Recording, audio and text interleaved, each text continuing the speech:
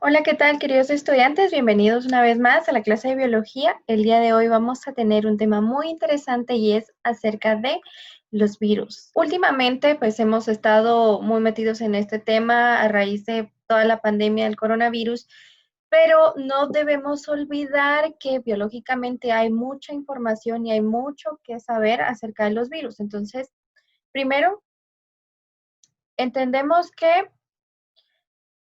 los virus pertenecen a la rama de la biología que estudia precisamente a estas moléculas que son los virus. El nombre virus fue propuesto por Louis Pasteur en 1884 y significa veneno.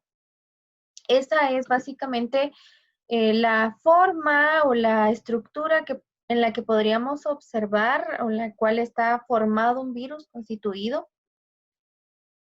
Hay pues de muchos otros tipos. Este es un modelo. Hay algunos que tienen un modelo esférico, otros que tienen un modelo geométrico distinto. Las características en general que podemos observar es que son mucho más pequeños que las bacterias. No tienen metabolismo, no respiran, no se alimentan, por lo tanto no son considerados seres vivos. Se consideran únicamente moléculas. No crecen, no están formados de células y para reproducirse requieren de una célula viva. Los virus atraviesan filtros de porcelana, no se desarrollan en medios de cultivo artificiales y para multiplicarse necesitan crecer dentro de una célula. Pueden infectar organismos unicelulares como micoplasmas, bacterias y organismos pluricelulares. Son observados a través de microscopios electrónicos y tienen en común su estructura y su modo de acción. Están formados por una molécula de ácido nucleico, o sea, ADN o ARN, y la unidad infecciosa se llama virón. Están envueltos en una cubierta de proteínas llamada cápside y atacan de manera específica. Los bacteriófagos, es decir, los virus de las bacterias, son, por ejemplo, el virus de la hepatitis que ataca precisamente al hígado. Bueno, los virus se pueden replicar, no dijimos que no se reproducen, sino que a esto se le llama replicación, a la manera en la que se multiplican, de dos maneras distintas, a través de un ciclo llamado elítico y a través del ciclo llamado lisogénico. El primer paso en el ciclo lítico es la fijación. Pues tenemos un virus, este viene, se fija en la célula, se fija sobre la superficie de la célula que va a infectar y cierta parte de esa cápside embona como una llave con su cerradura a un receptor de la membrana que la hospeda, es decir, la atraviesa de alguna manera y introduce su ADN, el ADN del virus. A este siguiente paso es al que le llamamos penetración. El virus inyecta entonces su ADN o el ARN, dependiendo de qué tipo sea, a la célula, y la cubierta de proteínas que recubre ese ADN se queda afuera. Luego pasamos a la biosíntesis. Entonces se activa el ADN dentro de la célula y esta solamente obedece las instrucciones del ADN viral. Es decir, hay como que un cambio. La célula tiene su propio ADN y a la hora de que el virus introduce su ADN, hacen un cambio y entonces la célula empieza a obedecer únicamente el ADN del virus.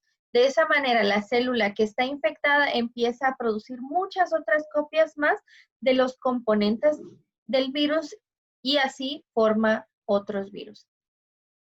Luego, en el ciclo lítico empieza la maduración, los componentes del virus se ensamblan y finalmente se liberan. La célula entonces se rompe, se destruye y libera una gran cantidad de nuevos virus llamados virones que repiten en los pasos anteriores y van a infectar a más células. Luego tenemos en el otro caso el ciclo lisogénico, donde el virus penetra la célula pero no la destruye, sino que el ADN viral se integra en el ADN de la célula formando parte de su patrimonio genético. Así, cuando la célula se reproduce, también duplica el ADN viral que trae integrado y se mantienen en forma latente dentro de ella. Permanece sin que ésta muera. La célula entonces puede reproducirse varias veces a través de su reproducción celular normal, dando lugar así a muchas otras células que contienen el virus latente. Ahí tenemos entonces el ciclo. El virus se acopla a la célula, el virus introduce su ADN en la célula, mientras que la cápside queda afuera. El ácido nucleico viral se replica a costa de los mecanismos de la célula que la hospeda y finalmente estos se liberan destruyendo completamente la célula. La clasificación, bueno, pues los virus se pueden clasificar de acuerdo a ciertos mecanismos o ciertas características que serían, bueno, si tienen ADN o ARN dentro de ellos. O pueden ser características morfológicas, tales como el tamaño, la forma, como las imágenes que veíamos al inicio, donde habían virus, como en el caso del coronavirus, que es una esferita con cilios, y en otros casos es una forma así como hexagonal, triangular.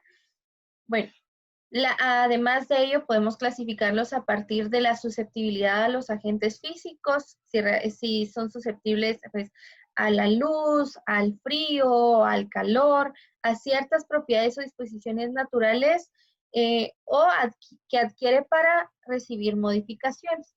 A través del modo de transmisión, claro, si afecta únicamente a humanos, afecta a animales o afecta a una especie en general, o por ejemplo en el caso del dengue que se transmite a través de la picadura de un mosquito, que a eso le llamamos vector, pero esa es otra forma en la cual podemos clasificar a los virus. También a través de los tejidos que esto infecta, por ejemplo la hepatitis que infecta especialmente al hígado, y dependiendo de los síndromes que este produzca, sería otra manera en la cual podemos clasificar. Tenemos entonces los virus o patógenos. En este caso, los virus de dermótropos que producen principalmente lesiones visibles en la piel y mucosas.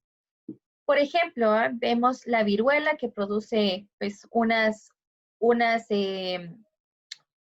bolitas, llamémoslo así, o unos nacidos en la piel, el sarampión que produce pues irritación en la piel y algunas ronchitas, de la misma manera la rubiola, la varicela y el herpes.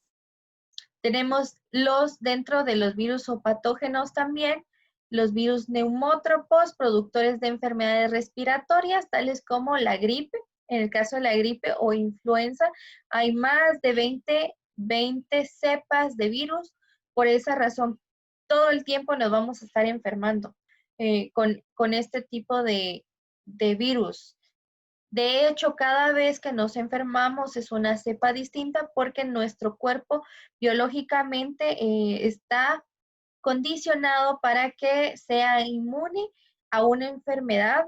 En el caso de los virus, que quede inmune completamente y entonces en la siguiente ocasión no va a ser el mismo virus el que nos ataque, sino que va a ser otra cepa de ese tipo de virus. La neumonía. Hablemos que la neumonía empieza siempre con una gripe común y al no ser tratada, no ser cuidada, entonces da paso a este tipo de situaciones, como en caso de la neumonía o la neumonitis y el resfriado, como supuesto. Tenemos también los virus neurótropos, que son los causantes de enfermedades en los tejidos nerviosos, comprendiendo la poliomielitis, que es la parálisis infantil, la rabia y la encefalitis o encefalomielitis. Los virus viscerótropos, productores de enfermedades que atacan sobre todo los órganos internos, entre los cuales podemos mencionar la fiebre amarilla, que fue un virus que causó una mortandad muy grande en todo el mundo muy parecido a lo que está sucediendo actualmente con el coronavirus. Luego tenemos la hepatitis infecciosa y la ictericia. Clasificación por su morfología. Bueno, dependiendo de su forma, su tamaño, podemos mencionar que el tipo de ácido nucleico que contienen pueden tener ADN o ARN, pero nunca va a tener las dos.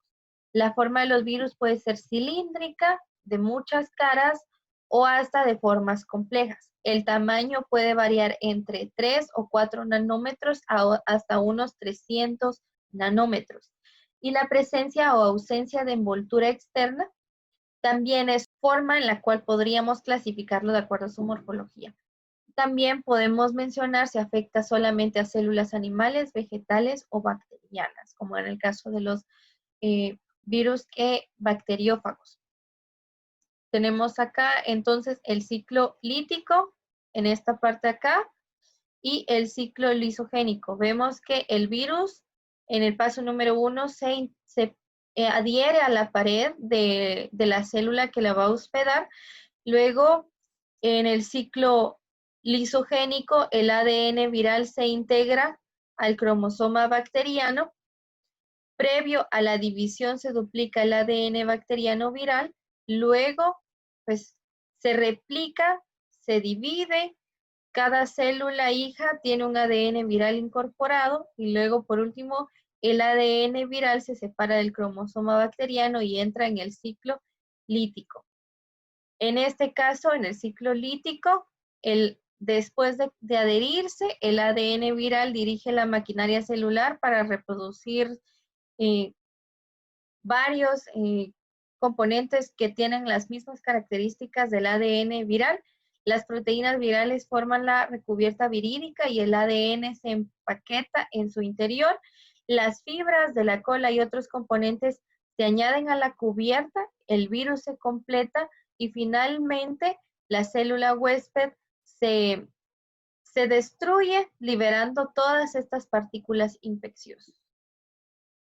Importancia de estudiar o de conocer los virus, pues como vemos actualmente, y esta es la razón por la cual tenemos ahora nuestras clases en esta modalidad, son causantes de enfermedades generalmente muy difíciles de combatir debido a que los antibióticos no los destruyen, son inmunes a los antibióticos.